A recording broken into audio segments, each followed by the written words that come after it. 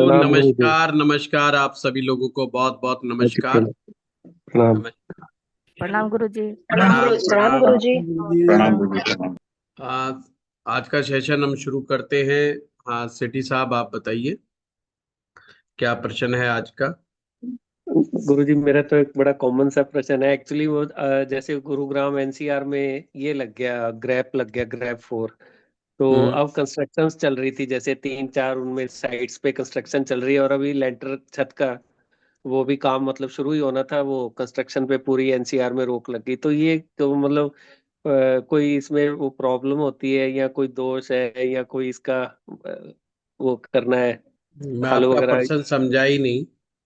जैसे अब क्योंकि ग्रैप फोर। कंस्ट्रक्शन पे रोक कोई इस बार ही नहीं लगी है, हमेशा लगती है। हम तो पिछले 4-5 साल से देख जी रहे हैं। जी जी जी। तो हमारी ना जी गली में एक सेल्फ स्टाइल्ड बुरे होते हैं, सो कॉल्ड धर्माचार्य। वो कहते हैं अरे बिना छत के कंस्ट्रक्शन रुक गई, आपको इसका कोई उपाय करना चाहिए। ऐसी इस तरह से मतलब अजीब अजीब सी बातें वो करके गए। तो अब लेकिन है तो ये पूरी एनसीआर के लिए। तो गुरु जी, ये कुछ क्या समस्या है? कोई मतलब कुछ ऐसा प्रॉब्लम नहीं होता है है। ग्रैंड क्षेत्र में? ये उन जी लोगों के लिए है जो जानबूझ करके छोड़ देते हैं कि चार दीवारी बनवा दी, जी। अब छत अगले मौसम में बनवाएंगे। और जानबूझ करके या अच्छा जी। किसी मजबूरी के चलते, है ना। उसमें अगर छह जी जी महीने से ज्यादा का समय होता है तो दोष होता है। यहाँ तो अपने फरवरी में ही खोल जी देंगे गुरु जी। ये, जनवरी के एंड में ही हाँ खोल जी हाँ देंगे। जी। हाँ, तो जनवरी, ये हाँ कोई जी, जनवरी में खुल जाता है जी। ये जी तो गुरु जी, धन्यवाद। प्रॉब्लम दूसरी है। जी गुरु जी, ठीक है जी। ठीक है। हाँ, कुलकर्णी साहब।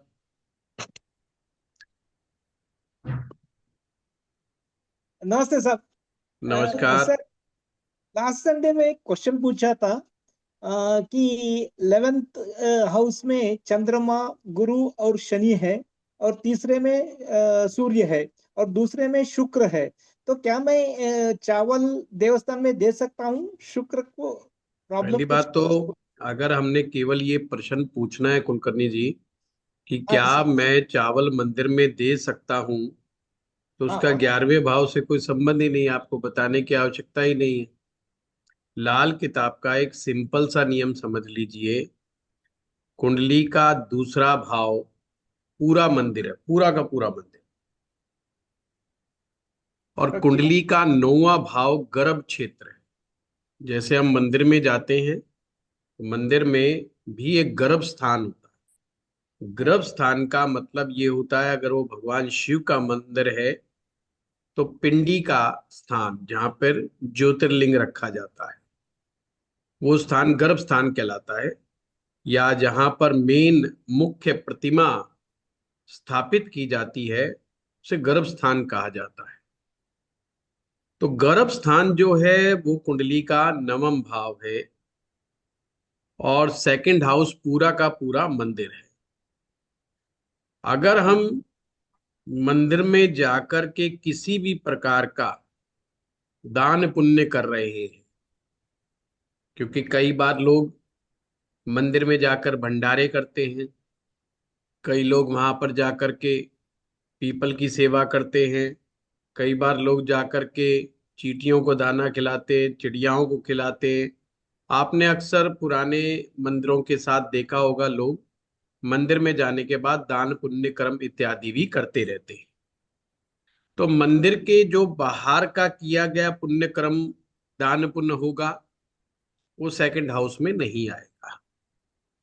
पर अगर हमने चावल जाकर के देना है मंदिर में, और विशेष देवी देवता को या गर्भ स्थान पर जाकर के देना है, तो हमने ये देखना है कि जिस चीज का दान दिया जा रहा है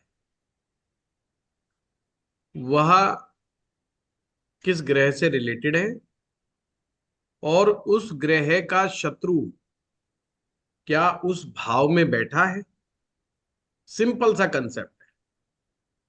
अगर हमने मंदिर में जाकर के देना है, सिंपल, गए और जाके कोई पंडित जी मिल गए, पंडित जी को हाथ में दे दिया हमने, हमने मूर्ति पर और या किसी विशेष देवी देवता के नाम से हमने नहीं दिया, तो पंडित जी को कहा ये लो पंडित, तो मामला दूसरा बन गया, तो आपने मंदिर में दे दिया। पर आपने कहा मैं भगवान शिवलिंग पर, ज्योतिर्लिंग पर जाऊंगा और ज्योतिर्लिंग के ऊपर दूध चढ़ाऊंगा और दूध दूंगा और साथ में चावल भी वहीं पे रख करके आऊंगा। वो नवम भाव का कंसेप्ट हो गया। तो आपने देखना है कि दूसरे भाव में चंद्रमा के शत्रु शनि, राहु, ये इस तरह के जो भी उसके शत्रु हैं मेन, वो वहां पर विराजमान तो नहीं। और अगर नवम में है तो नवम में देख लो कि वहां विराजमान तो नहीं। और अगर ऐसे में चंद्रमा का दान देना जरूरी हो जाए और सेकंड हाउस में शनि बैठा हो, राहु बैठा हो, और दान देना भी जरूरी हो जाए, तो फिर मंदिर में जाकर के ना दे, मंदिर के बाहर दे। समझ गए बात को? जैसे मान लीजिए हमने कहा भाई हमने चावल दान देने, पंडित जी के घर जाकर के दे आइए, सिंपल सी बात है। उनसे प्रार्थना कर लीजिए और कोई ना कोई जानकार हो आसपास, उनके वहां पे घर पे पहुंचा दीजिए आप। दान के साथ ये जरूर है कि दान किसको जाना चाहिए।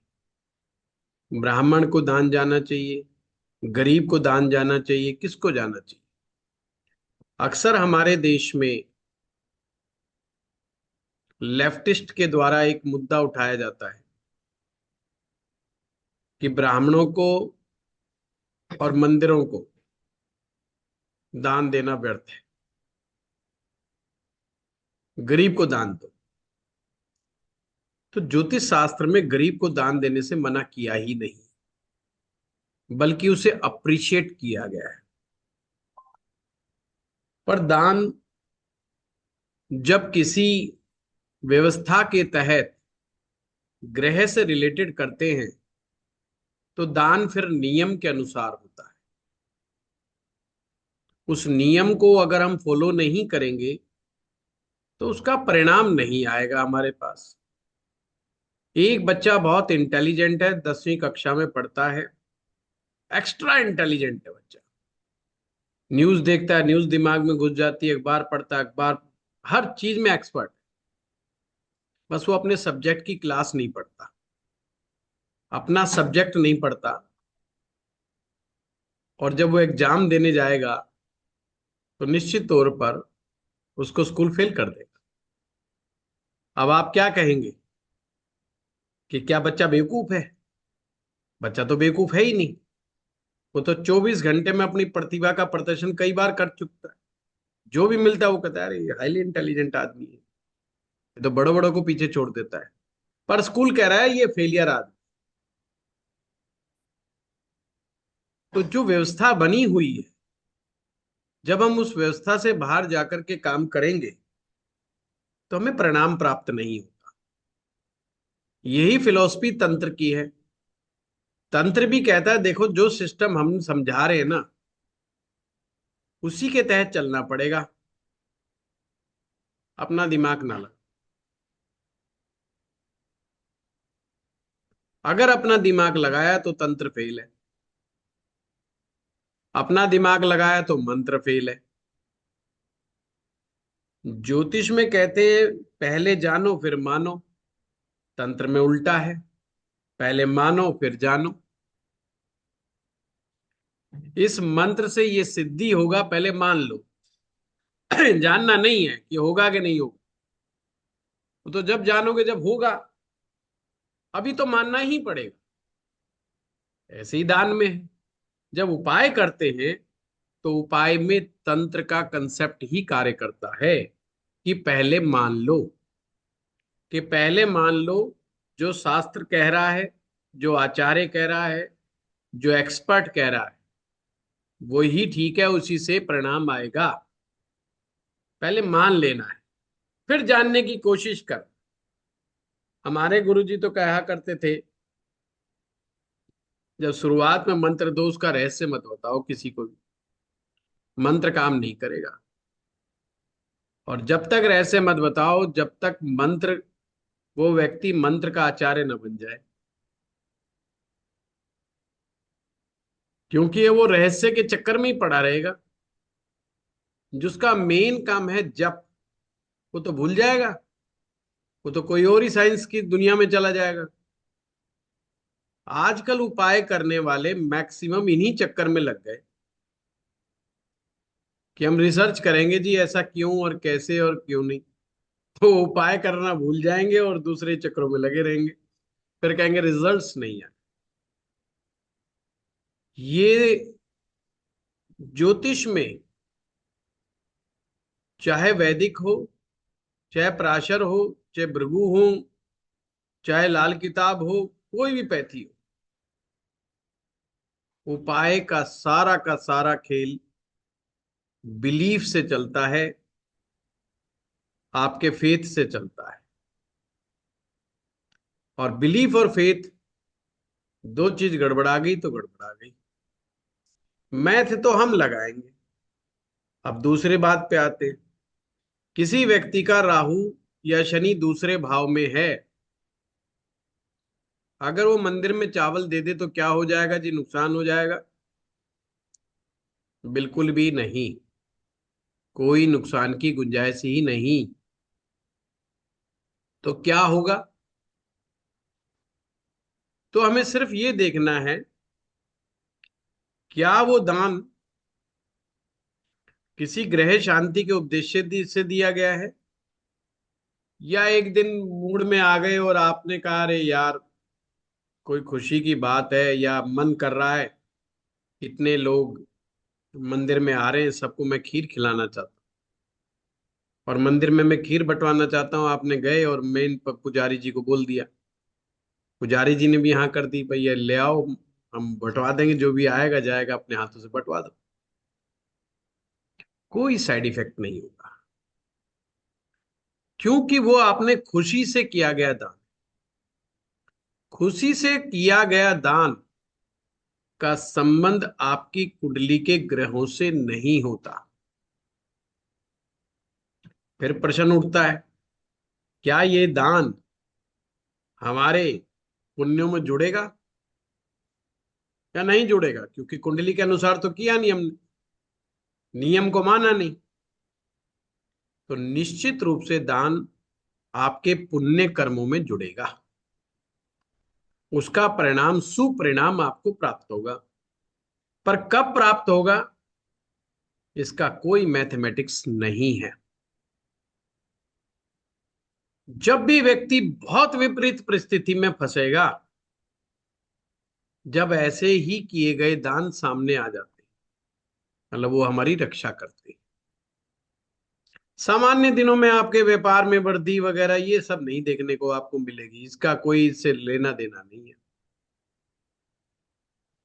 पर कोई कहता है जी मुझे तो सूर्य शांति के लिए करना है या चंद्र शांति के लिए करना है, और मैं चंद्रमा को शांत के लिए या उसकी शांति के लिए या उसकी अशुभता को दूर करने के लिए मैं दान कर रहा हूं, फिर उस नियम को फॉलो करने पड़ेगा। रही बात 11वें भाव की, तो बोलने की आवश्यकता ही नहीं।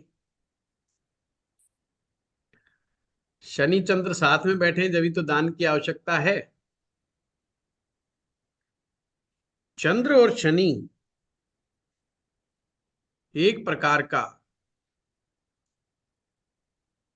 ये रिसर्च का योग भी है और ये डिप्रेशन का योग भी है, ये सन्यास का योग भी है और ये साधना का योग भी है। और अच्छा जोशी बस यही पता लगाता है इन चारों में से है क्या ये। चार कुंडलियों में विष दोष बना हुआ है, शनि चंद्र साथ में, एक व्यक्ति साधनाओं में लगा हुआ है, दूसरा व्यक्ति रिसर्च में लगा हुआ है, तीसरा व्यक्ति माथा पकड़ के डिप्रेशन में। तो आखिर वो है क्या? वो चीज सीखने की आवश्यकता है विद्यार्थियों को। आज के दौर में विद्यार्थी जितनी फास्ट गति से ज्योतिष को सीख रहे हैं, कल मैं अपने स्टाफ में भी चर्चा कर रहा था कि मुझे भय है कि आने वाले समय में अच्छे ज्योतिषी नहीं मिलेंगे। मुझे बहुत बड़ा भय है ये। ज्योतिष सीखने वालों की और ज्योतिष सीखे गए लोगों का दावा करने वालों की संख्या तो बढ़ जाएगी, पर ज्योतिष की समझ रखने वाले लोग मुट्ठी भर भी नहीं रहे अगर इस स्थिति को नहीं सुधरा। लोगों में आप कहेंगे ये क्यों है? क्या विनम्रता की कमी है? क्या अच्छे लोग नहीं है ज्योतिष सीखने में? या अच्छे दिमागदार लोग नहीं है? या आस्थावान लोग नहीं है? नहीं, सारी कैटेगरी के। मैं देखता हूं हमारे स्टूडेंट बड़े आस्थावान भी हैं, बड़े सकारात्मक भी हैं, और गुरु में भी बड़ी आस्था रखते हैं, हम जैसों में भी आस्था रखते बेचारे। तो कमी कहाँ है? कमी सिर्फ एक ही है, धैर्य की। वो धैर्य ना होने से कि ये भी सीख लो, ये भी सीख लो। अब सिखाने वाला भी सुपर फास्ट गति में है, क्योंकि उसके ऊपर भी बड़ा भारी प्रेशर है। उसे पता है जितनी देर में तू सिखाएगा इतनी देर में तो अगला दूसरे के यहाँ ज्वाइन कर जाएगा। कंपटीशन है तगड़ा, उसके ऊपर साइकोलॉजिकली प्रेशर बना दिया जाएगा। बस ये वैसे ही प्रेशर क्रिएट कर देते हैं, जैसे एक डिप्रेशन का पेशेंट गया डॉक्टर के पास। डॉक्टर साहब मुझे बहुत बड़ा डिप्रेशन हो गया। उसने कहा यार डिप्रेशन का है कोई बात नहीं, आप मुझे बताओ कि आपको डिप्रेशन किस किस चीजों से होता है, कब कब होता है, क्या होता है। कहता है डॉक्टर साहब मेरे डिप्रेशन की तो मैं बाद में बात करूंगा, बस मुझे एक सवाल का जवाब दे दो कि मैं आपके हॉस्पिटल में आया हूँ, बहुत अच्छा हॉस्पिटल है आपका, आपने 5-7 लोगों का स्टाफ भी रख रखा है, और इसका किराया भी लग रहा है 3-4 लाख रुपए महीने तो होगा ही इस बिल्डिंग का। डॉक्टर ने कहा हाँ हाँ ये तो किराया तो है, फिर बिजली का बिल भी बहुत आता होगा, और पानी का भी जाता होगा, ये भी होगा, एम्प्लॉयज को सैलरी भी होती होगी, फलाना भी होता होगा। उसके तमाम खर्चे डॉक्टर के गिनवा दिए। कहता है डॉक्टर साहब मैं देख रहा हूं मेरे अलावा कोई दूसरा पेशेंट भी नहीं है यहाँ, तो आपका खर्चा कैसे चलता है? डॉक्टर कहता है अब तू तो जा घर, क्योंकि अब मुझे डिप्रेशन हो रहा है। ये बात तो मैंने नहीं सोची थी। वह इसी तरह का माहौल बना करके चाहे टीचर को भी कह देते हैं कि साहब फटाफट ये कोर्स ले आओ, वो कोर्स ले आओ, और मैं कोर्स पे कोर्स लेके भी आ जाता हूँ, सब जगह लाए जा रहे हैं। और कई विद्यार्थी, और ये मुझे जब पता चलता है जब मुझे पर्सनल मैसेज करते हैं कि क्लास इस दिन कराओ क्योंकि मैं कहीं और क्लास पढ़ रहा हूँ या पढ़ रही हूँ। तो मैं सोचता हूँ यार इसका मतलब तो मैं ढंग से पढ़ा नहीं पा रहा, सिखा नहीं पा रहा। तो हमारा स्टाफ भी हमारे ऊपर प्रेशर बना देता है कि आप अकॉर्डिंग टू डिमांड काम ही नहीं कर रहे हो। गुरुजी पहले ढीले आदमी हो आप, आपके स्टूडेंट तो भाग रहे हैं, दौड़ लगा रहे हैं। मैं सोचता हूँ मैं यार क्या करूं फिर? 3 साल किसी को ज्योतिष सिखा के भी अगर वो ज्योतिष ना बन पाए फिर क्या करेंगे? तो मैं यही पाता हूं कि धैर्य की कमी है। अब ये सूत्र कौन समझाएगा? मैं क्लास में कैसे डिस्कस करूं ये सब दान की चीजें, छोटी छोटी चीजें? अब सबने एक चीज पकड़ ली, क्योंकि सभी एक चीज सिखा रहे हैं कि शनि और चंद्रमा होगा डिप्रेशन का योग है, क्योंकि सोशल मीडिया के जमाने में सबने बना दिया वीडियो। और भाई वो साधना का भी बहुत बड़ा योग है, वैराग्य का भी बहुत बड़ा योग है। वो आपको साइंटिस्टों की कुंडली में मिल जाएगा, वो आपको पीएचडी होल्डर्स की कुंडली में मिल जाएगा। फिर आप क्या करोगे? आ साधना वाले को कहोगे तुझे डिप्रेशन है, वो कहता है डिप्रेशन क्या होता है मुझे तो पता ही नहीं, मैं तो बाप माँ भगवती की सेवा कर रहा हूँ, मैं तो हनुमान जी की सेवा कर रहा हूँ। अब उनको कहाँ से डिप्रेशन होगा? उनके पास डिप्रेशन का काम ही नहीं है। अब आपको डिप्रेशन हो जाएगा जब वो कहेंगे हमें डिप्रेशन नहीं है, क्योंकि एक ही तो तीर था, वही निशाने पे नहीं लगा। तो अब आपको डिप्रेशन होगा कि नहीं होगा कि बंदे को इतना सटीक योग बताया और बंदे ने एकदम जीरो कर दिया कि मुझे तो डिप्रेशन ही नहीं है। क्यों? क्योंकि उसको ढंग से नहीं पढ़ा, कि कुंडली को इंटरप्रेट करते हैं तो बहुत छोटी छोटी जगहों पर रुकना होता है हमें, और हम रुकना नहीं चाहते, दौड़ना चाहते, फुल स्पीड से दौड़ना चाहते। दौड़ अच्छी है अगर आप कर्म कांड सीख रहे हो, यानी कि मंत्रोच्चारण सीख रहे हो, जोर जोर के किसी के यहाँ कथा करवानी है, किसी के यहाँ मंत्र जाके पढ़ने घर में जाकर के, ठीक है, उस फील्ड में अच्छा लगता है, जोर जोर करके आप स्वस्ति वाचन पढ़ रहे हैं, जल्दी जल्दी सीख रहे हैं, दिन में 10 बार रट्टा मार रहे हैं, बहुत अच्छा है। ज्योतिष में ये जादूगरी नहीं चलेगी। हर फार्मूला हर जगह काम नहीं करता। आपने देखा होगा कल चुनाव आए, महाराष्ट्र का रिजल्ट आया है, और हमारे गांधी जी जो है संविधान को उठा के जैसे लोकसभा में घूम रहे थे वैसे विधानसभा में भी घूम रहे। रिजल्ट क्या आया? आपके सामने ही है। उनको लगा कि थोड़ा लोकसभा में सीट बढ़ी तो विधानसभा में भी बढ़ जाएगी, कि संविधान की कॉपी दिखाएंगे लाल रंग की, पब्लिक मूर्ख बन जाएगी कि संविधान बचाओ। वो समझ ही नहीं पाया कि विधानसभा के मुद्दे अलग होते हैं, लोकसभा के अलग होते हैं।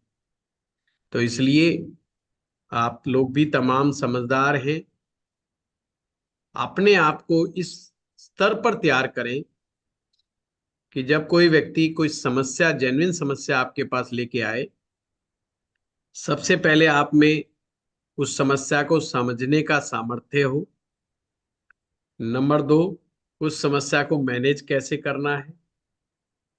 नंबर 3, उस समस्या को उसको बताना कैसे, उसको समझाना कैसे, उसकी मनोदशा को पढ़ने का तरीका आपके पास होना चाहिए। फिर जा करके आप इस फील्ड में आगे करें। बहुत ज्यादा ज्योतिष में सीखने की आवश्यकता नहीं है, क्योंकि सारी जिंदगी ही सीखना है। ये एक ऐसा प्यारा सब्जेक्ट है जिसमें सबके सब अधूरे, चेला भी अधूरा और गुरु भी अधूरा, इतना प्यारा सब्जेक्ट है। गुरु जी भी सीख रहे हैं और शिष्य जी भी सीख रहे हैं। ऐसा सब्जेक्ट पूरी दुनिया में कोई और नहीं मिलेगा। डॉक्टर भी एक लेवल पे जाकर के एमडी डॉक्टर बनने के बाद उसके बाद 5-7 दवाइयां बच जाती हैं बस, वो 5-7 से ही पूरी जिंदगी चलाता रहता है। और ज्योतिष एक ऐसी चीज है जिसमें वो हमेशा सीखता ही रहेगा। उसको कई बातें तो 20 साल के बाद पता चलेगी, कई बातें उनको 25 साल के बाद पता चलेंगी। तो फिर जल्दी काहे की है? अपने को ऐसा क्यों लगता है कि साल में सीख के तुरंत मार्केट में आ जाए? मार्केट वैसे ही घर पे बिठा देगा, जैसे ही मार्केट में जाओगे वापस उठा के लाएगा, वापस घर में बिठा देगा। उससे होगा क्या? एक बार हम डिस्कस कर रहे थे कि हमने गुड़गांव के अंदर ज्यादा नहीं तो 1,000 लोगों को ज्योतिष सिखाया होगा लाइव क्लासेस के दौरान।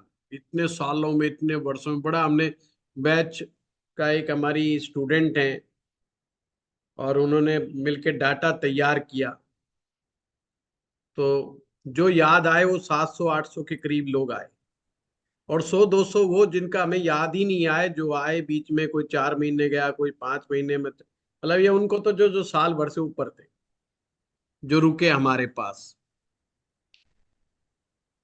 पर जब मार्केट में दूरबीन लेके घूमते हैं तो वो हमारे शिष्य 5-7 ही मिलते हैं कि अरे बाकी गए कहाँ, ये मार्केट में कैसे गायब हो गए, एक ही शहर के अंदर कहाँ गए? हमें तो लगता था जगह जगह बोर्ड लग जाएंगे, गली गली बोर्ड लग जाएंगे, जगह जगह लोग आएंगे। आए वही मुट्ठी के मुट्ठी भर लोग, गायब। और जो मुट्ठी भर लोग आए ये वही थे जो 10 साल पहले जुड़े थे, वो आज भी जुड़े हुए हैं। जो 15 साल पहले जुड़े थे वो आज भी जुड़े हुए हैं। जो 3 साल पहले जुड़े थे वो भी आज भी जुड़े हुए हैं मेरे से। बस वही लोग मैं देखता हूँ। तो बाद में समझ में आता है, जो कुछ बातें मैं आपको एडवांस लेवल पे बोल देता हूँ कि ये चीज ऐसे नहीं ऐसे चलती है, स्टूडेंट को लगता है यार ये पता नहीं क्या बोल दिया। ज्योतिष बहुत आसान विषय है, ये ध्यान से समझना, ज्योतिष बहुत आसान विषय है। बस ये खिचड़ी है, खिचड़ी बनाना आसान होता है, खिचड़ी को खाने की कला हर एक को नहीं आती।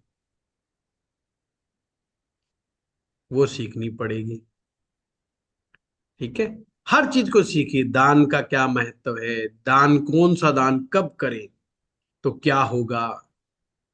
किसी के घर में व्यक्ति के, किसी के परिवार में किसी की मृत्यु हो गई, उसने फोन उठा के घुमा दिया, कह दिया गुरुजी बताओ समझाओ। अब गुरुजी को खुद को नहीं पता कि कहाँ क्या पिंड बनेगा, कितने पिंड बनेंगे, कितने नहीं बनेंगे, कितने दिन होगा, चौथे दिन क्या होगा, 10वें दिन क्या होगा, 11वें दिन क्या होगा, किस जाति में, किस स्थान पर, किस एरिया में क्या परंपरा होगी। आइडिया ही नहीं है उनको।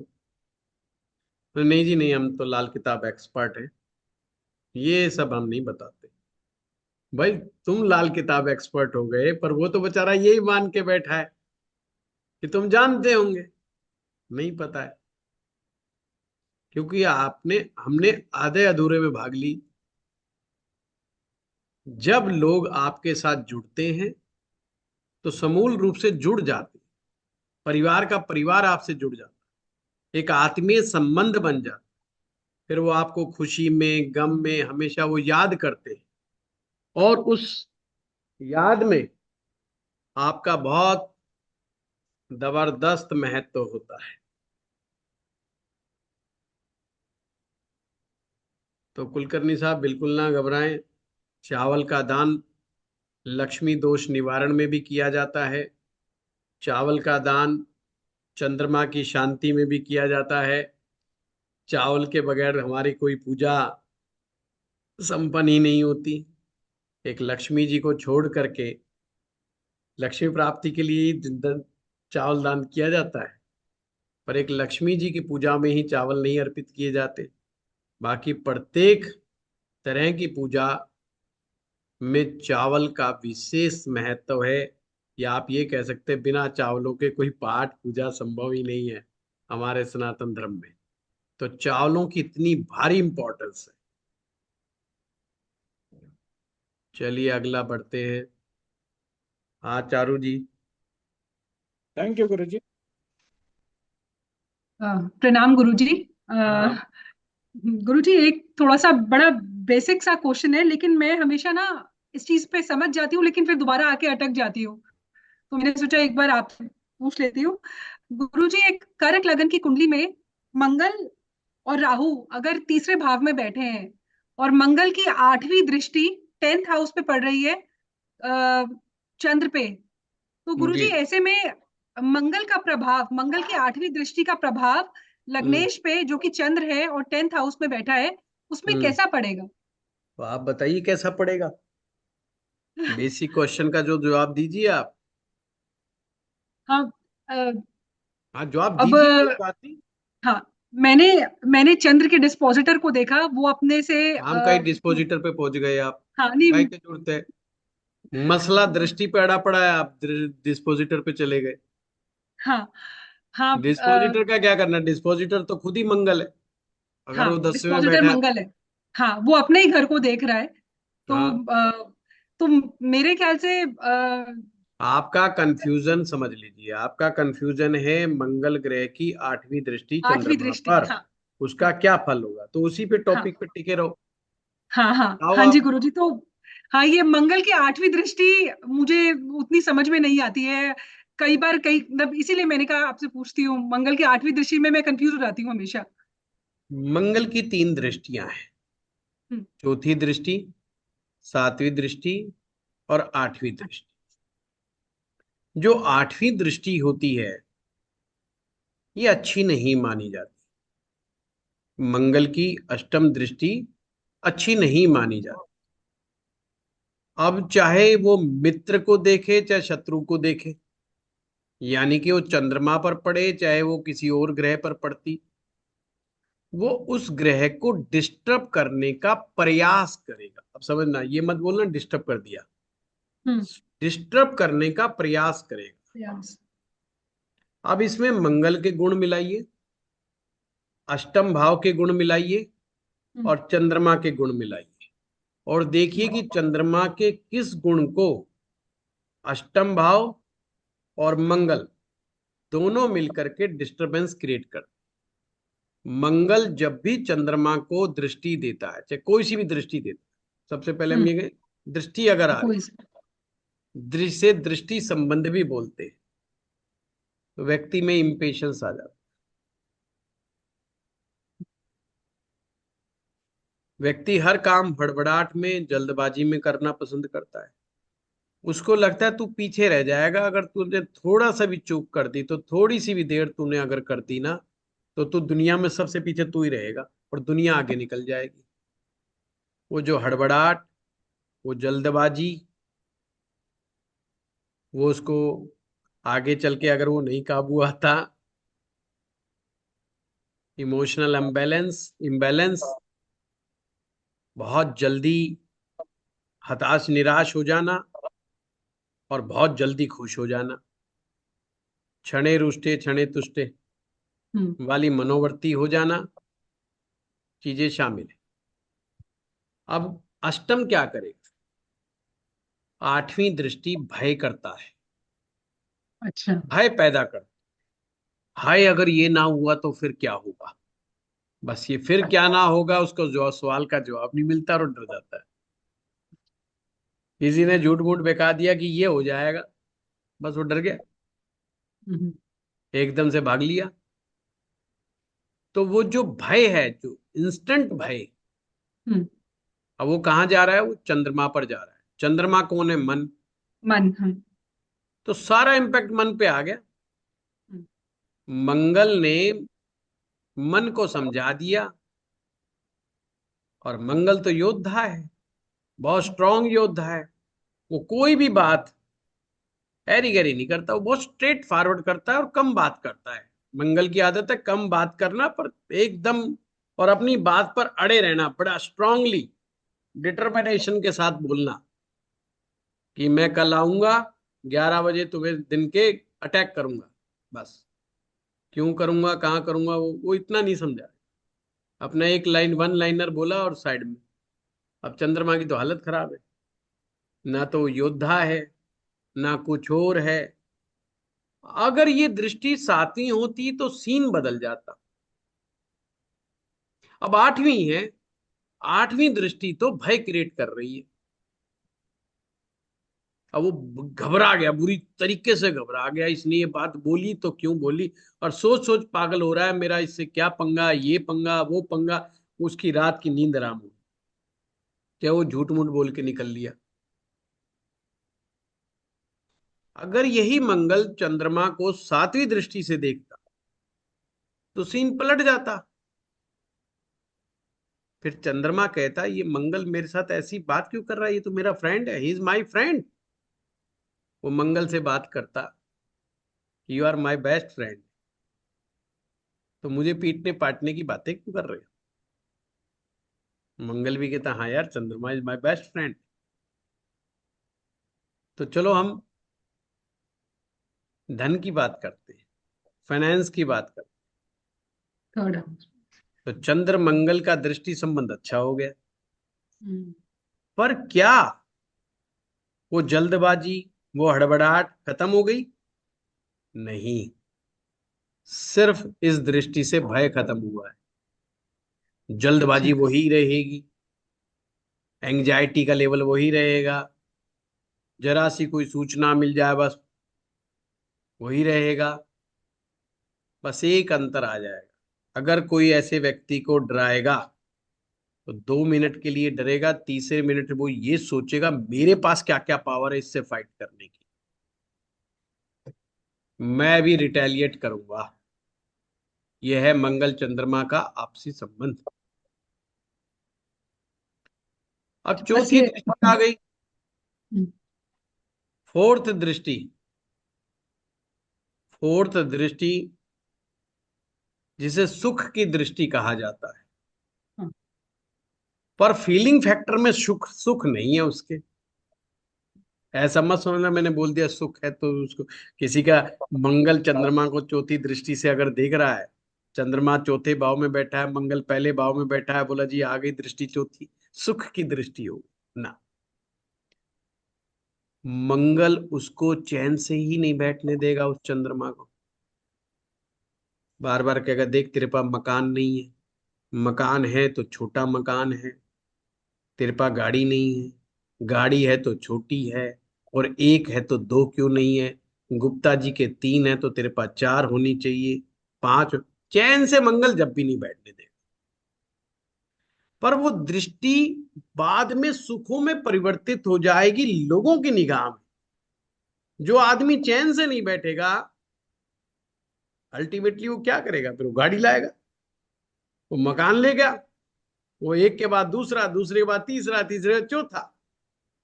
और मार्केट में लोग उसे क्या कहेंगे? मार्केट में लोग हैं, अरे यार बड़ा मकान है, फ्लैट है, कोठियां हैं, पैसे वाला आदमी है, सुखी आदमी है, तीन तीन गाड़ियां हैं इसके पास, यही तो कहेंगे। तो दृष्टि क्या हुई? सुख की दृष्टि। एंड रिजल्ट विल बी सुख, बाहर वालों की निगाह में, खुद की निगाह में। अब घर वालों से पूछो इसका क्या हाल है, बोला बेचैन आत्मा है, सोता है ना सोने देता है, 5 बजे शुरू हो जाता है, रात भर तक लगा रहता है, आदमी है ये क्यों नहीं किया, वो क्यों नहीं किया, आफत मचा रखी है, पूरे घर को तूफान मचा रखा है इस आदमी ने, किसी काम का आदमी नहीं है। हमने प्रोस्पेक्टिव समझना है, हर एक का अपना अलग अलग है।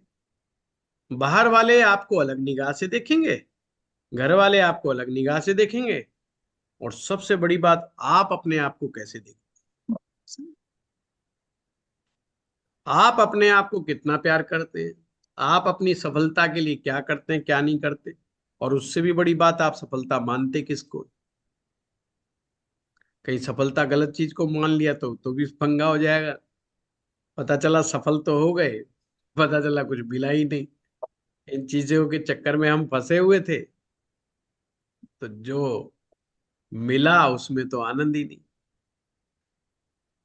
तो सिंपल सी बात थी चारों जी, इसमें घबराने वाली बात नहीं है। वो लग्नेश को देख रहा था, चाहे दशमेश को देखे। अब देखो, ये दृष्टियां हैं, जब मैंने क्लास में पढ़ाई हैं दृष्टियां, मैंने बिल्कुल ऐसे ही पढ़ाई हैं जैसे आज आपको बताई। एक ऐसा मैं अजीबोगरीब इंसान था जो ज्योतिष की दुनिया में, जिसने दृष्टियों को इस तरीके से समझाया, बिना डरते, बिना डरे लोग क्या कहेंगे, कि और ज्योतिषी क्या करेंगे जब मेरा वीडियो देखेंगे, तो बिल्कुल जैसे आम है।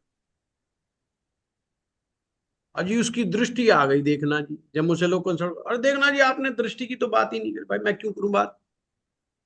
मैंने एंड रिजल्ट समझ लिया, क्यों बात करूं तेरे को?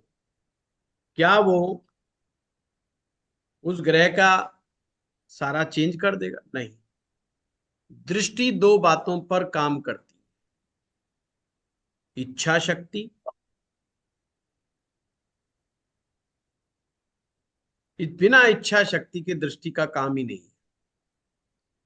अच्छा। दूसरा है, जो ग्रह दृष्टि दे रहा है उसकी सलाह, वो सिर्फ सलाह दे सकता है और कुछ नहीं कर सकता। अगर वो दृष्टि गलत है तो सलाह गलत मिलेगी, दृष्टि अच्छी है तो सलाह अच्छी मिलेगी। बस इतना ही फर्क है खराब दृष्टि में और अच्छी दृष्टि में। अब ज्योतिष एक शब्दों का मायाजाल है। अब यहां तो 3 बिंदु है ना। आप अपने आप को क्या समझते हो, आपका परिवार आपको क्या समझता है, और आपके बाहर वाले लोग आपको क्या समझते हैं। तीनों का मामला अलग है। अगर आप जाते हैं गंगा जी, जाकर के मस्त 5-7 दिन बिता के आते हैं, बढ़िया, आपने सुबह अपने गए नाई के पास, अपने शेव शूव करवाया, बढ़िया इत्र उत्र लगा के, हाथ में गजरा लगा के, बढ़िया कपड़े पहन करके, कोई परवाह ही नहीं कि बच्चे कौन से स्कूल में जा रहे हैं। बोला फीस नहीं है, बोला सरकारी में करवा दो, क्या फर्क पड़ा है, सरकार दे तो रही है। बोला खाने को लिए नहीं है, बोला मोदी जी दे रहे हैं, जाकर के गल्ला लिया उठा के वहां से, टेंशन ही नहीं, मस्त लाइफ जी रहा अगला। शाम को डांस देखने चला जाता है, कहीं आरती देखने चले जाता है, कहीं मन करा डांस लिए नाच लिया, कोई बारात जा रही है उसमें नाच लिया, खाने को मन कर रहा है बढ़िया चीज, अपने बारात में घुस गए वहां खा लिया, पूरा मस्त ले रहा है।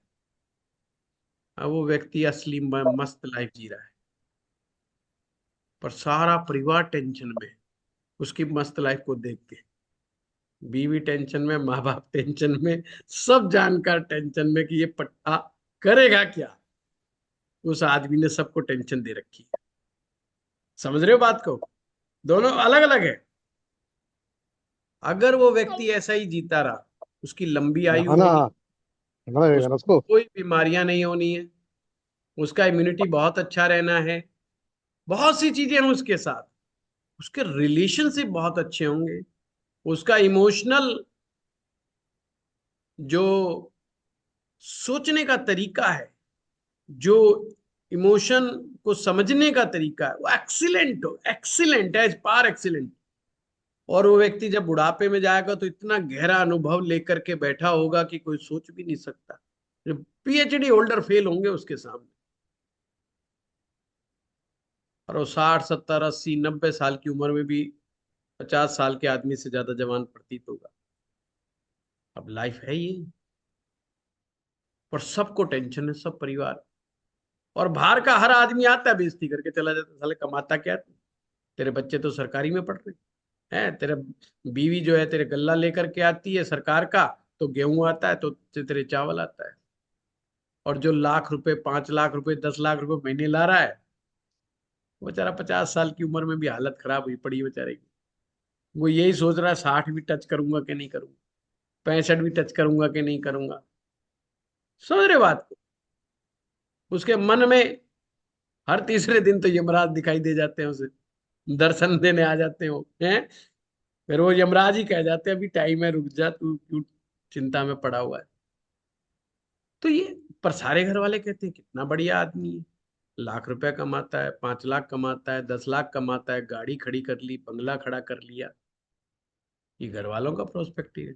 बाहर वाले भी कहते हैं हाँ, yes you are the successful person. तो हर कुंडली हमें बता रही है तीनों चीजों को। आप लोगों को तीनों चीजें समझनी पड़ेंगी। कुंडली एक चीज नहीं बता रही है, कुंडली तीनों बातों को समझा रही है।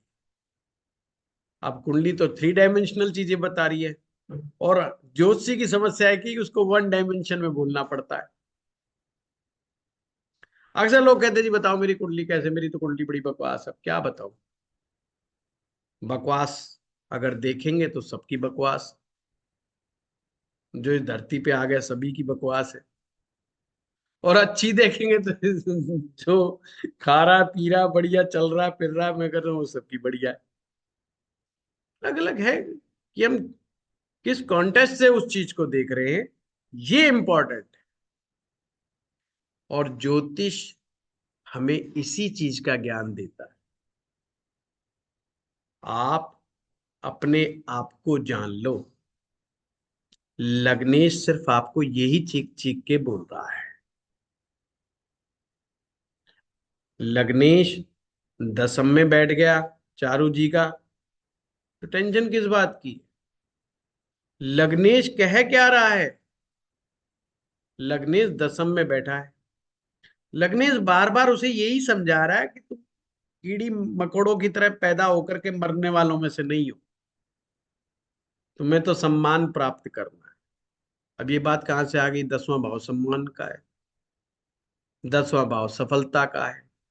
डोट ही तो जोड़ना, बड़े प्यार से डोट जोड़े जाओ। अगला कहेगा मेरे खोपड़ी में बैठ करके बता रहा है मुझे ये, जो मैं सोचता हूं, जो मैं किसी को बोलता ही नहीं। इतनी गहरी है साइंस। भाई 10वां क्या कहता है? 10वां है क्या? 10वां कर्म। शुरू से उसके दिमाग में बैठ जाती है बिना कर्म करे कुछ नहीं मिलेगा, किस्मत के चक्कर में ज्यादा मत कर। अब आप कहेंगे क्या कर्क लगन का आदमी अगर लगने दशम में होगा तो क्या वो भाग्यवादी नहीं होता? नहीं, घोर भाग्यवादी होता है। पर जब जब वो भाग्यवाद का सहारा लेता है, जब जब उसे घोर निराशा मिलती है, लॉटरी मेरी निकल नहीं रही, सट्टा मेरा लग नहीं रहा, कोई नंबर मुझे बता नहीं रहा, जो भी मुझे आता है वो मेहनत करने पर आता है। तो क्या हो गया? मेहनत, दसम भाव कर्म।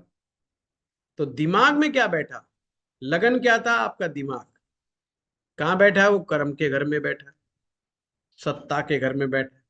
वो कह रहा है कर्म तो करूंगा छोटा छोटा छोटा छोटा, पर मेरा गोल है ऊपर टॉप पोजीशन पर जाने का। मैं छोटा मोटा नहीं कर, टॉप पे। उसके ख्याल में क्या है? Top position. अगर ज्योतिषी बनना है तो मुझे टॉप लेवल पे पहुंचना है, मुझे छोटे मोटे लेवल पे काम ही नहीं करना। अब क्या है कि वो व्यक्ति अपने आप को इमेजिन कर ही नहीं पा रहा कमजोर लेवल पे कि गुजारा चला लो। ये उसकी मजबूरी है। ग्रह कैसे अपना असर दिखाते हैं? ये उस व्यक्ति की मजबूरी है कि वो अपने आप को कमजोर पोजीशन पर चाह करके भी नहीं देख पा रहा। वो कहता मुझे शांति ही नहीं मिलेगी अगर मैं कमजोर पोजीशन पे रह गया तो। मुझे तो नाम कमाना है, जिधर से गुजरू सब मेरे नारे लगाएं, बस मैं यही तो चाहता हूँ। तो अब गुरु जी, हमें ये मंगल योग कारक है ना, कर्क लगन के लिए, इसलिए मैं थोड़ा कंफ्यूज हो गई थी। मैंने कहा योग कारक है तो क्या वो थोड़ा भला करके जाएगा? परम योग कारक हो गया ना, इसीलिए। आप योग कारक और उसके चक्कर में दृष्टियों में क्यों पड़ते हो? अगर कल को शनि हाँ, योगाकारी हो जाए और वो चंद्रमा को दृष्टि दे दे, अगर वो वृष ऐसा लगन हो बोल रहे हैं। और शनि महायोगाकारी हो और तीसरी दृष्टि चंद्रमा पर पड़ जाए, तो आपको क्या लगता है खूब पैसे एफर्ट्स आएंगे? करवाएगा। नहीं नहीं, एफर्ट्स करवाएगा, बिना मेहनत के नहीं मिलेगा। नहीं, फिर गलत पकड़ गए। चंद्र गलत पकड़ गए। चंद्रमा का बेचारे गया, कांड हो गया। गया का। योगाकारी महायोगाकारी कहाँ घुसेड़ दिया हमने? अच्छा, ठीक है। ना ना ना, खाम खाई। देखो, ठीक है। आप जब भी अपने परिवारजनों से व्यवहार करते हैं तो कैसे करते हैं? मैं अच्छे बुरे की नहीं कह रहा, हम व्यवहार अपने नेचर के कारण करते हैं। हम्म, स्वभाव। और नेचर लगभग लगभग हमारा फिक्स टाइप ही होता है, जिससे घर वाले आपकी आदतों को समझ जाते हैं। कंपनियों में जब ग्रोथ चेक करते हैं एम्प्लॉयज की, तो किस चीज का एनालिसिस होता है? उसके नेचर का एनालिसिस होता है। नेचर। इस आदमी को टास्क दिया जाता है, ये आदमी कर देता है, ये उसका नेचर है। इस आदमी को, ये आदमी गलती करता है, इसको सुधारने के लिए कोई बात समझाई जाती है, ये सुधार कर लेता है। बेसिक 100% ना करे पर 10 20 30% करता है। उसी बेस के ऊपर होता है, उसी पे उसकी प्रोग्रेस की जाती है। एक आदमी बार बार कहे जाओ, बार बार कहे जाओ, वो सुनता ही नहीं, वो समझ जाते हैं ये बकवास आदमी। ऐसे ही परिवार में होता है। सेम आप बाहर भी व्यवहार करते हैं, वो भी लगभग लगभग फिक्स बराबर ही होता है। उसमें भी बहुत थोड़ा बहुत बस लोक व्यवहारिकता का अंतर है, बाकी नहीं होता ज्यादा। तो एक बात बताओ मुझे, जब ग्रह दृष्टि देंगे तो अपना नेचर कहाँ छोड़ देंगे? हाँ, नेचर के साथ देंगे, सही बात है, एकदम सही जब बात है। दृष्टि देते समय नेचर कैसे बदल जाएगा ग्रह का? हाँ, करेक्ट। मंगल जब दृष्टि देगा तो लड़ाई की, झगड़े की हाँ, जल्दबाजी। नहीं, बात नहीं कहेगा तो कैसे काम गुजारा चलेगा उसको? एकदम सही है। मंगल कहेगा अच्छा उसने तुझे 2 बात सुना दी, तू 4 सुना, आज मौका नहीं लग रहा तो कल मौका लगेगा। जब लगेगा पट्टे छोड़ियो मत, हिसाब किताब डायरी में लिख लेगा, इसने मुझे तंग किया था। बार बार ख्याल यही आएंगे, I will take revenge, I will take revenge. मंगल दृष्टि दे रहा है ना, कंपिटिटिव बना देगा, सारी सीन को कंपिटिटिव बना देगा, चैलेंज ले लेगा। That's it. अब शनि की दृष्टि हो जाएगी तो बताओ स्वभाव कहां से बदल देंगे? शनि कमियों को दिखाएगा, कमजोरियों को दिखाएगा। अब गुरु की दृष्टि हो जाएगी तो गुरु खूबियों को दिखाएगा। गुरु कमियों को दिखाता ही नहीं, खूबियों को दिखाएगा। जब ही तो कहते हैं गुरु आपके अंदर छिपी हुई प्रतिभा को बहुत जल्दी भांप लेता है। जब व्यक्ति को खुद को भी नहीं पता होता है वो बात, वो गुरु समझ जाता है। तो इसलिए गुरु की दृष्टि। अब गुरु कैसे नेचर बदल देगा भाई? अगर मकर लगन की कुंडली है, मकर लगन में गुरु कैसे नेचर बदल देगा बताओ? लगन बदलने से गुरु का नेचर कैसे बदल जाएगा? या कन्या लगन है, अब कन्या लगन में बेशक उसकी ड्यूटी बेचारे की मार्केश की बादकेश की है, पर अपने नेचर कैसे बदल देगा भाई?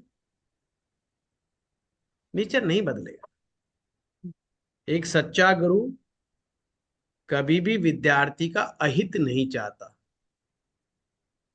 बेशक वो उसको डांट दे, डपट दे, पीट दे, कुछ भी कर दे, उसको सिखाने के लिए, समझाने के लिए कुछ भी कह दे, पर अहित नहीं चाहता उसका। ये सच्चे गुरु की निशानी है।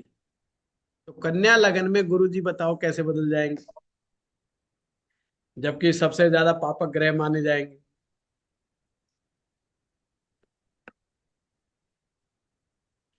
तो चारू जी, छोटे छोटे क्वेश्चंस है ना, इन पे बड़ी डिटेलिंग चाहिए। हाँ जी। सर यहीं पर हाँ। एक छोटा सा सवाल जो मैक्सिमम लोगों को प्रॉब्लम होता है कि भाई फिर ये योग कारक शनि या योग कारक मंगल या पापक गुरु, ये जो हम कहते हैं तो इनकी क्या उपयोगिता है? कि भाई शनि अगर योग कारक हो गए तो वो क्या अच्छा फल देंगे, या मंगल अगर योग कारक हो गए तो वो क्या बढ़िया फल देंगे कर्क लगन में? कब उनको इस वे में देखें और इंटरप्रेट करें? अगर कोई भी ग्रह योगाकारी हो जाए या महायोगाकारी, महायोगा का मतलब है कि उसकी थोड़ी ड्यूटी बढ़ गई है, सिंपल। कर्क लगन में जब भी कोई ग्रह या किसी भी लगन में केंद्र और त्रिकोण दोनों का एक साथ मालिक बन जाता है तो उसे ही महायोगाकारी बोल देते हैं। बस एक समझाने का एक तरीका है, बस और कोई नहीं। ऐसा नहीं कि ये लिखा हुआ है कि महायोगाकारी हो गया। ये एक स्टूडेंट को समझाने का, आसान करने का एक तरीका हो गया टीचर का। योगाकारी का मतलब है एक ऐसा प्लेनेट जिसकी रेस्पॉन्सिबिलिटी है देने की। महायोगाकारी का मतलब थोड़ी सी और रेस्पॉन्सिबिलिटी बढ़ गई, ज्यादा देने की। अब कभी भी ग्रह स्वतः ही कार्य नहीं करते अपने आप से ही। आपको भी उन ग्रहों की फिलॉसफी को समझ करके उनके अनुसार काम करना होता है। जैसे कोई व्यक्ति कर्क लगन में पैदा हुआ, जैसे कि प्रताप जी ने भी क्वेश्चन यही पूछा है, और चारू जी भी कर्क लगन पे अटकी हुई हैं क्योंकि वो स्वयं कर्क लगन की है, हम पकड़ लेते हैं। तो ऐसे में मंगल का महायोगाकारी का मतलब क्या हो? वो पंचम और दसम का स्वामी। ये अब ये बात तो टेक्निकल हो गई, तो सबको पता है कि पंचम और दसम का मालिक हो गया। अब पंचम दसम का मालिक है और मंगल की महादशा चल जाए और मंगल अच्छा भी बैठा हो, तो क्या उस व्यक्ति को सफलता मिल जाएगी? क्या उसको नेम फेम मिल जाएगा अपने आप से? नहीं, ऐसा नहीं। इसका सीधा सीधा मतलब है कि जिंदगी में तुम कुछ करो कि ना करो, अगर तुम्हें जिंदगी में राइज होना है तो मंगल की फिलॉसफी को समझो। अब कौन से मंगल की फिलॉसफी? युद्ध वाली नहीं, फिर यहां कहूंगा मंगल नेक वाली फिलॉसफी को समझो। मंगल की फिलॉसफी क्या हुई? मंगल कहता है एक चीज ध्यान रखना, जिसको भी तुम जिंदगी में पीटोगे, एक दिन मौका लगने पर वो तुमको पीटेगा। लक अच्छा हुआ, बच गए तो बच गए। मतलब आप एक छोटे से अपने चौकीदार को भी थप्पड़ मार के निकल जाओगे ना, वो दिन रात यही ख्याल बनाएगा किसी दिन मौका मिलने दे, अंधेरे का फायदा तो उठाऊंगा। ये साहब किसी दिन दारू पी के आए, फिर मैं बताऊंगा कि लठ किसने मारा है। आपने उसकी भावनाएं बिगाड़ दी ना। आपने क्या किया? आपने बल दिखाया। मंगल क्या है? मंगल बल है, ताकत है, सत्ता की धनक है। आपने लिया, अगले को पीट दिया। उस समय तो होश रहा नहीं, क्योंकि आपको तो लगता है सामने वाला कमजोर है। और बहुत ज्यादा कमजोर है, आगे से मोड़ के जाता पेट है दिया और बैठ निकल के। लिए। परंतु आपने एक शत्रु बना दिया, आपने एक शत्रु बना दिया खामखाई का, बस यहीं से मंगल खराब कर लिया आप। मंगल युद्ध का कारक है, तो कारक का मतलब यहां पर क्या होगा? मंगल में युद्ध करने की क्षमता है, या अगर युद्ध होगा तो उसके पीछे मंगल की एनर्जी चाहिए। अब भगवान राम बेस्ट एग्जाम्पल है। भगवान राम हिंसक नहीं है, भगवान राम युद्ध प्रेमी नहीं है, फिर भी उनके जीवन में युद्ध है, और ये वो युद्ध है जो उनके ऊपर थोपा गया। यानी कर्क लगन के लिए बड़ी अच्छी एडवाइस आ गई, जब तक युद्ध थोपा ना जाए तुम्हारे ऊपर, तुमने धनुष बाण नहीं उठाना। और सदैव जीवन में मुस्कुराते रहना, उस समय मुस्कुराते रहना जब तुम जंगल से जा रहे हो और तुम्हारे पाँव में जूते चप्पल भी नहीं है, तुम राजकुमार हो, तुम राजा बनने वाले हो, तुमने राजा होना ही है, तुम राजा के पुत्र हो, और तुम सबरी का बेर खाते हो, क्योंकि आप उसके इमोशंस को समझ रहे हैं। मंगल से ज्यादा इमोशनल ग्रह कोई नहीं हो सकता, बट मंगल का इमोशन थोड़ा सा नेगेटिव है। मंगल समझे, भगवान राम सबको गले लगा रहे हैं, इसलिए युद्ध विजेता बन रहे हैं। अब योगाकारी का मतलब यह है कि हमने मंगल की फिलॉसफी को समझ लिया, वो व्यक्ति कर्क लगन में पैदा होकर के कामयाब हो। अब मंगल का सही जगह बैठने का क्या मतलब हो गया? अगर मंगल सही जगह बैठ गया, इसका मतलब उसको ये ज्ञान मंगल की फिलॉसफी का बहुत छोटी एज में हो जाए। अब मंगल बैठ गया कहीं 8वें भाव में, कहीं 12वें भाव में, कहीं दाएं बाएं चला गया, दूसरे भाव में चला गया, इसका मतलब उसको ये मंगल की फिलॉसफी जीवन भर समझ में नहीं आएगी। बस इतना ही बात है। अब जब जीवन भर फिलॉसफी समझ में नहीं आएगी, जो उसका रोड पाथ है, जो उसका रोड है सक्सेस का, उससे तो दूर ही चला गया वो, तो सफलता कैसे मिलेगी उसको? तो महायोगाकारी ग्रह तो हम सबकी कुंडलियों में, बताओ किसकी कुंडली में नहीं है? सबकी कुंडलियों में महायोगाकारी ग्रह। फिर हर कोई सक्सेस क्यों नहीं है? सक्सेस इसीलिए नहीं है, उनको अपने महायोगाकारी ग्रह की फिलॉसफी का नहीं पता। शनि अगर महायोगाकारी है, वृष लगन है, नवम का स्वामी है, दसम का स्वामी है, तो शनि की फिलॉसफी को समझो। शनि त्याग का सबसे बड़ा ग्रह है, शनि वैराग्य का बहुत बड़ा ग्रह, शनि कर्म का सबसे बड़ा ग्रह है। शनि इस चीज में यकीन रखता है, सुबह दोपहर शाम, जब तक मेरे हाथ में दम है मैं मेहनत करूंगा। कंसिस्टेंसी ऑफ वर्क, अपना काम नहीं छोड़ूंगा। शनि बहुत ज्यादा ड्यूटीफुल है। कहता जो मुझे जिम्मेवारी जीवन में मिल गई, उस जिम्मेवारी से मैं पीछे मुंह नहीं देखूंगा, पीछे मुड़ के नहीं देखूंगा कि साहब मेरे को ये चीज गलत आ गई, ठीक है जो आ गई, जिम्मेदारी निभाऊंगा।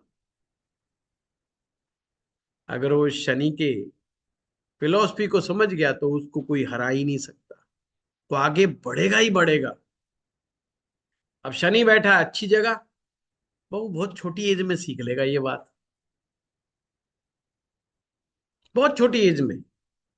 एक लड़का है मेरे पास, 18 साल की उम्र में उसके पिताजी गुजर गए।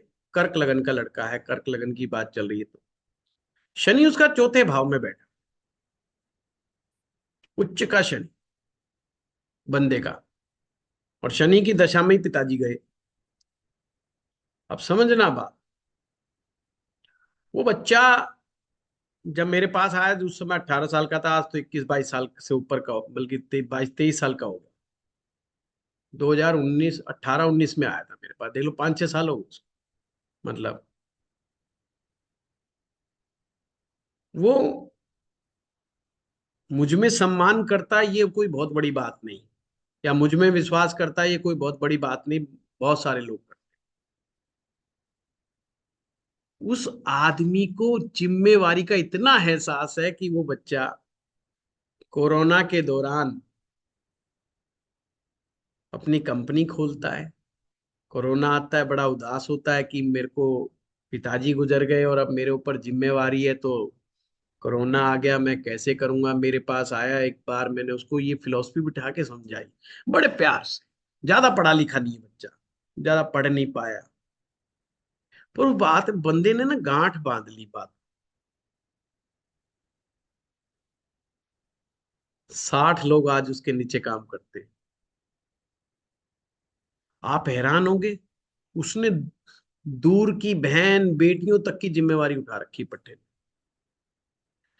कोई कहता है ना मैं कजन सिस्टर हूं, और उसके वहां पर कोई बच्ची की शादी, वहां पर भी बेचारा पैसे दे के आ जाए। वहां पर भी जो जो उसको जिम्मेवारी, उसको मतलब कोई लगाए ना लगाए, वो अपने आप से जिम्मेवारी मान करके सबका करता है। अब बताओ, और उसकी आज भी शनि की महादशा ही चल रही, और वो हर साल आता है कि गुरुजी आप आना, मैं फलाने शोरूम का उद्घाटन कर रहा हूँ। अब मैंने राजदूत की मोटरसाइकिल के वो ले लिया, राजदूत नाम आ रहा है, पता नहीं कौन सी एक वो बुलेट टाइप की गाड़ी आती है ना वो, कभी किसी का शोरूम खोल रहा है, कभी किसी का, कोई सिक्योरिटी एजेंसी है उसके पास, पता है कितनी चीजें। आज तो दो दो सिक्योरिटी मैन भी चलते हैं उसके पास। इतना प्यारा बच्चा है, क्या चीज थी ये चीज, उसको समझ में आ गया कि शनि उच्च का मतलब क्या होता है। मेरे पास वो एक बार यही कंप्लेंट लेके आया था कि गुरुजी मुझे तो बचपन में बताया गया था, तेरा तो शनि उच्च का है, तेरे को तो जीवन में बहुत वो मिलेगा। मैंने कहा मिलेगा, डेफिनेटली तुझे मिलेगा। उसने मंगल का साथ पकड़ लिया, मंगल का मार्ग पकड़ लिया, बस लगा हुआ है डट करके। मंगल क्या है, जिसका कोई साथ नहीं दे रहा उसका हम साथ देंगे। हम मंगल के लिए हम हनुमान जी को पूजते हैं ना, क्यों पूजते हैं भाई? मंगल का हनुमान जी से गहरा संबंध है, हमारे सनातन में माना जाता है, आज से नहीं कब से माना जा रहा है। पर हम ये क्यों नहीं समझ पा रहे कि हनुमान जी ने उस व्यक्ति की मित्रता निभाई, उस व्यक्ति से मित्रता की जो कि हनुमान जी की कोई जिम्मेवारी नहीं। उन्होंने कहा अच्छा राक्षस तुम्हारी पत्नी को ले गया, I will support you, I will care you. वो सुग्रीव से मिलाते हैं, उनसे मिलाते हैं। आप पूरी रामायण उठा करके देख लो, आपको ज्योतिष समझ में आ जाएगा। मंगल कौन है? हनुमान जी। क्या कर्क लगन का व्यक्ति किसी दूसरे के जीवन में हनुमान जी बन के आता है? जिस दिन ऐसा करने लग जाएगा वो ऊपर बढ़ जाएगा। कर्क लगन वालों को मैं एक ही बात कहता हूँ, इंसान पालो। कुत्ता पालो ना पालो, बिल्ली पालो ना पालो, इंसान पालना सीख लो, यानी लोगों के काम आना सीख लो। लोगों को रियल में मदद करो, नीचे से ऊपर उठा दो, उनके जीवन में तब्दीली पैदा करो, उनके जीवन में एकदम से चेंज लेकर के आ जाओ। जितना भी आप में सामर्थ्य है, दम है, धन से है तो धन से मदद कर दो, तन से है तो तन से मदद कर दो, बातें हैं तो बातों से मदद कर दो, कर दो उनको। अभय दान देने का पराक्रम रखो अपने पास, हो जाएगा। मंगल योगाकारी हो जाएंगे, और क्या है। योगाकारी करने और और योगाकारी ग्रह को निरस्त करना, ये सब हमारे हाथ में।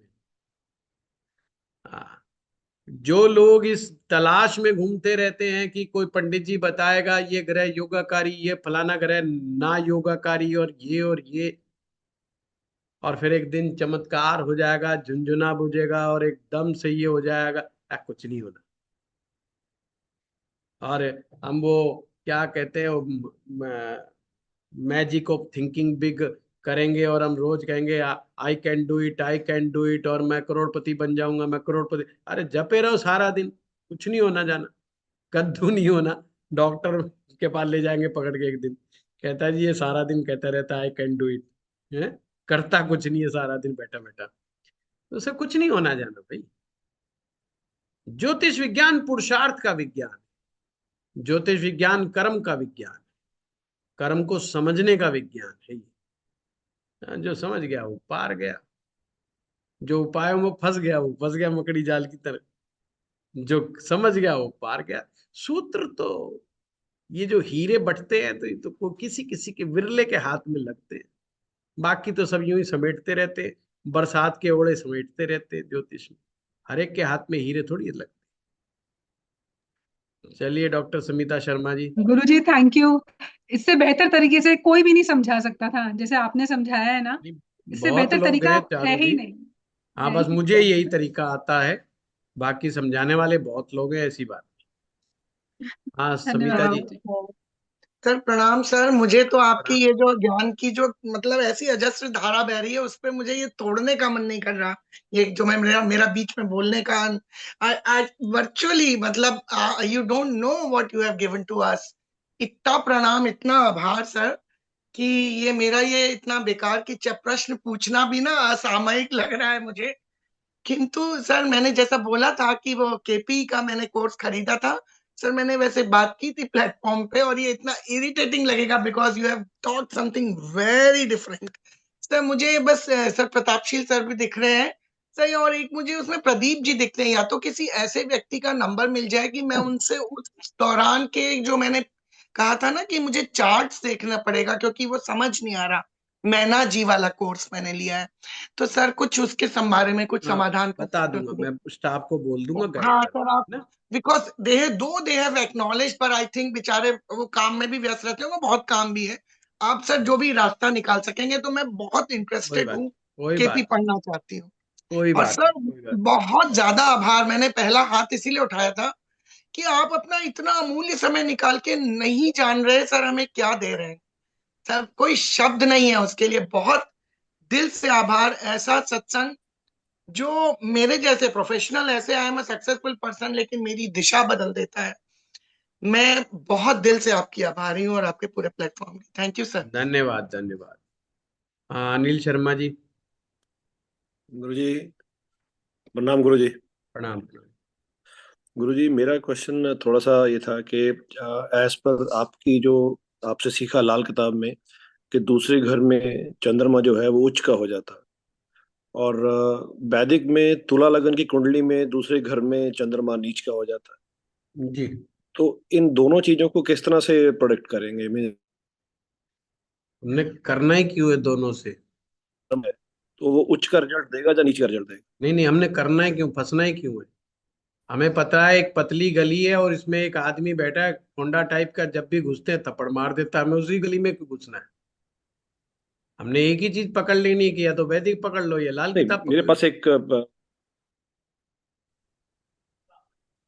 ओके, अनिल जी मैं वही दोनों को तो नहीं कह पकड़। रहा हूँ, दो चीज पकड़नी क्यों है? अगर आपने दूसरे भाव के चंद्रमा को देखना है लाल किताब से तो लाल किताब से ही देखो, सारे सूत्र लाल किताब के लगेंगे। ठीक है जी, आप उच्च नीच में क्यों बिल्कुल फंस ठीक है गए? जी। आपने फिर ठीक, देखना है कि वो लाल किताब उसको क्या मानती है। ठीक है वैदिक से गुरु जी। सीखना है तो फिर कहो कि नीच का हुआ, और फिर आगे भी बढ़ो, केवल नीच के से थोड़ी होगा। बिल्कुल क्या ठीक पता बात है। वो नीच का है कि है पर कमजोर नहीं है वो, जरूर थोड़ी नीच का बिल्कुल हो गुरु जाएगा जी। तो कमजोर हो जाएगा। वैदिक ज्योतिष तो बिल्कुल नहीं मानता ऐसा कि अगर कोई ग्रह नीच का होगा तो कमजोर हो जाएगा। यूं हम्म, तो फिर अमित शाह जी का तो मंगल नीच का है बेचारों का, एक बार सही गुरु फोन जी। चला जाए बस है, लोग अपना प्लान बदल देते हैं, लोग अपना रुख बदल देते हैं, रुख बदल जाते हैं, बताओ नीच का मंगल है। तो इससे क्या हो गया, कमजोर है कि ताकतवर है ये देख। सही और गुरु जी। इस फिलोसफी में बहुत सारे लोग हमारे यूट्यूब पे भी लिखते हैं।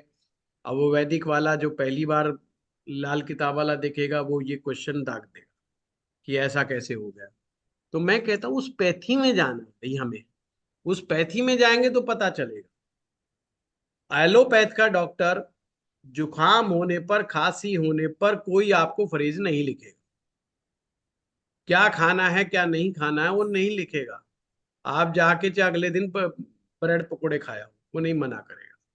अब आयुर्वेद का डॉक्टर पहले ही कह देगा भाई देख, तली फली चीज खाएगा नहीं, उल्टी सीधी चीजें खाएगा नहीं, ठंडी चीजें खाएगा नहीं, खट्टी चीजें खाएगा नहीं, खाएगा मेरी गारंटी नहीं, ना मेरी दवा की भी गारंटी नहीं, ना मेरी गारंटी ना मेरी दवा की गारंटी।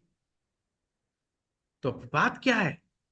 क्या एलोपैथ का डॉक्टर ये मानता है कि खांसी में ठंडी चीजें खानी चाहिए? वो भी नहीं मानता, वो भी कहेगा नहीं खानी चाहिए, पर वो बोलता नहीं है, क्योंकि उसको विश्वास है कि उसका एंटीबायोटिक इतना स्ट्रांग है, वो सब तैड़ पैड़, वो AK-47 लेके अंदर घुस जाएगा, तैड़ पैड़ मारेगा सबको। तो उसका अपना सोचना अलग है। फिर आप उससे पूछो कि क्या एंटीबायोटिक के साइड इफेक्ट होंगे, वो कहेगा, हाँ बहुत होते हैं। तो हर चीज के प्लस माइनस है, तो उन ठीक है चीजों में गुरु मत घुसो, एक ठीक है चीज गुरु पकड़ लो और मौज लो। दुनिया में इतनी टेंशन है अपने जीवन में, अपने एक छोटे ये ठीक अपने सब्जेक्ट में इतनी टेंशन ले लेंगे तो कैसे गुजारा चलेगा? बाल उड़ जाएंगे वैसे ही, है ठीक ना? है ये गुरु काले बाल एकदम सफेद हो जाएंगे। ठीक है गुरु चलो, जी। रेनू दुबे जी, प्रणाम गुरु जी। प्रणाम। गुरु जी, अष्टक वर्ग और सर्वाष्टक वर्ग एक ही है क्या, या अलग अलग है? थोड़ा थोड़ा सा डिफरेंस है, पर ये लंबा अच्छा, विषय बोल दिया आपने, तो अभी तो टाइम हो गया मेरा। और कोई प्रश्न हो छोटा मैंने मोटा बताओ। मैंने वीडियो देखा अष्टक था वर्ग का उसमें मतलब मैं। 8 वर्ग, 8 वर्ग जी कुंडलियों से उठा करके उससे ग्रह की शक्ति का अनुमान लगा जी। ना। और कोई क्वेश्चन? नहीं, सर्वाष्टक सुनीता वर्ग शर्मा मतलब जी। सभी का। हाँ, सभी के सभी आ गया, तो टोटल निचोड़ निकाल दिया उसका। जी, हाँ, धन्यवाद गुरु जी। सुनीता शर्मा जी, प्रणाम गुरु जी। प्रणाम। गुरु जी, मैंने आपसे तो लाल किताब सीखी थी और ऐप से आपका वैदिक का मैंने सीखी। ठीक तो है। गुरु जी, अगर कोई भी ग्रह हम्म किसी भी पद्धति में अगर कमजोर है तो कमजोर है, मजबूत है तो मजबूत है। हम्म तो अगर मान लीजिए कि लगन कुंडली में कोई ग्रह, आपका गुरु और राहु एक साथ है तो गुरु कमजोर हो गया, और अष्टम भाव से मंगल केतु 100% दृष्टि डाल रहे हैं, तो गीता मंगल जी, तो खुद ही कमजोर कमजोर है। कमजोर होना अलग चीज है और पीड़ित होना अलग चीज है, इनका डिफरेंस समझ लो आप, जी है ना? जरूरी नहीं है सूर्य राहु अगर एक साथ बैठे हैं तो जी ग्रहण योग हो गया तो सूरज पूरी तरह पिट गया। जी हो सकता है सूरज केवल पीड़ित हो। जी पीड़ित का मतलब होता है दुखी है। अब जरूर थोड़ी दुखी आदमी कमजोर ही होता है, बलवान आदमी भी हाँ। तो दुखी हो सकता है। तो इसको क्या हम मानेंगे कि मंगल और केतु जो है वो दृष्टि 100% डाल रहा है, तो गुरु का जो कमी हुई है राहु के साथ वो पूरा हो सकेगा? सबसे पहले एक मुद्दे पे तो आओ, फिर आप दौड़ लगा रहे हो। हाँ, तो पीड़ित वही और उसका मुझे। तो मतलब समझ लो। जी वैदिक के हिसाब से बताता हूँ, अगर राहु गुरु एक साथ आ गए तो जी हमने एकदम से नहीं मान लेना कि साहब ये जी गुरु फंस गया गया काम से। जी आपने जा करके उसको नवमांशा में उसका विश्लेषण करना। जी अगर वहां पर नवमांश में गुरु इंप्रूव कर गया, जी। नवमांसा में इंप्रूव कर गुरु गया, नाइन्थ कहीं भाव में पर भी अपने बैठे, ही राशि में है, 12वीं मीन राशि में 9th भाव में बैठा हुआ हाँ है। तो वह इंप्रूव कर तो गया।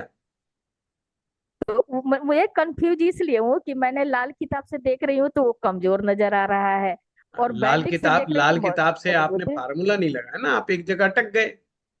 नहीं, मैं अब गुरु वही तो राहु पे अटक अष्टम। गए ना। गुरु को मदद देने वाले ग्रहों को तो देखो, उसका तो विश्लेषण करो सुनीता जी। जी जी, वही तो मदद करने वाला अष्टम भाव में बैठा 100% से दृष्टि तो डाल रहा है मंगल, लेकिन मंगल खुद केतु के साथ कमजोर है। अष्टम की तो जो दृष्टि नहीं होती वो टक्कर होती है मंगल की लाल किताब में। नहीं नहीं है, अष्टम से दूसरे भाव में दृष्टि जो डालेगा, अष्टम भाव में बैठा हुआ है अच्छा मंगल अच्छा, केतु, हाँ हाँ तो 100% की दृष्टि डाल रहा है वो उस पर, हाँ। गुरु पर। तो गुरु को ले- मंगल की तो मिल गई, अच्छा मंगल की वो मदद तो उसको मिली नहीं, कि नहीं मिली? अच्छा उसको बोलेंगे कि मदद, क्योंकि मंगल केतु सब कमजोर, मैं मान रही थी कि ये कमजोर खुद ही है, तो क्या पहले तो ये सब समझो कि ग्रहों को मदद कैसे मिलती है सुनीता जी, वो कंसेप्ट आपका कमजोर है, इसलिए आपको ऐसा फील हो रहा है। अगर वो समझ जी। लेंगे तो कोई दिक्कत ही नहीं। मैं यहीं पर कंफ्यूज, ऐसे तो चौथे वहीं आ भाव से जाओगे, घूम घूम फिर करके वहीं आ जाओगे, जी, यही मैं बिल्कुल कंफ्यूज हो वैदिक रही वाले पे थी। ही आ जाओगे, चिंता ना करो, है ना। जी हाँ, जी। चलिए, तो धन्यवाद इसका आप सभी लोगों का। प्रणाम गुरुदेव। प्रणाम। राम गुरुदेव। प्रणाम गुरुजी। प्रणाम।